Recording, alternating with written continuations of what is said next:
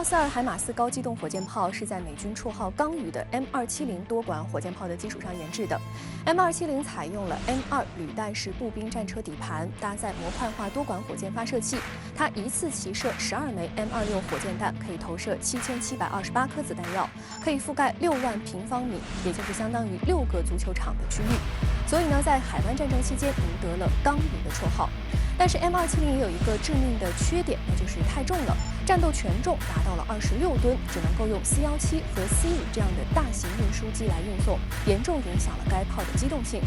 所以呢，在打完了海湾战争之后，美军就决定给 M270火箭炮减肥。于是呢，权重为10.8吨的海马斯火箭炮就应运而生，也被称为钢雨2式。简单来说呢，海马斯火箭炮就是减重版、微缩版的钢雨。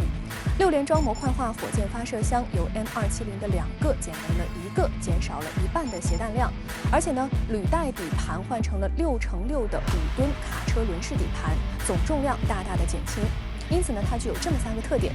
机动性强、火力猛、射程远。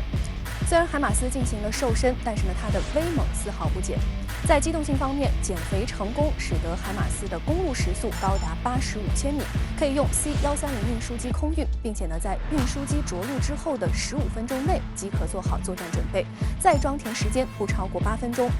发射完毕之后，海马斯能够在敌军锁定发射位置之前快速撤离，真正的做到打完就跑。而在火力方面，海马斯的射速为8秒1发，一次齐射可以发射6枚227毫米的火箭弹。如果安装发射 M26式双用途子母弹计算的话，一个9门制的海马斯火箭炮连一次齐射的威力就相当于一个18门制的155毫米榴弹炮营发射双用途子母弹27次齐射的威力。也就是说，海马斯火箭炮连在30秒钟内完成的射击任务，一个155毫米榴弹炮营需要花费12分钟才能够完成。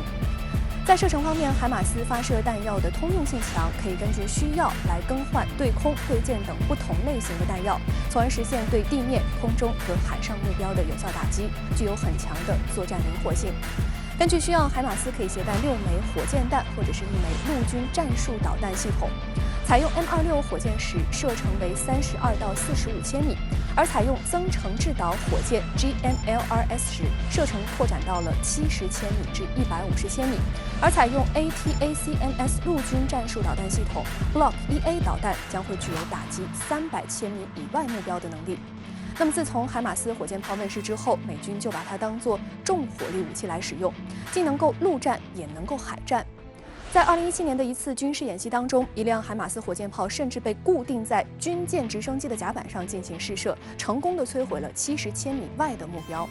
海马斯也被誉为会飞的火箭炮，是美军全力打造的夺岛神器，更是美国全球快速火力部署的支柱。但是呢，海马斯到台军手里又将会如何部署？能否发挥它的战力，也值得怀疑。而且海马斯只能够在中低强度登陆作战当中应用，想要真正的威胁到大陆，并不容易。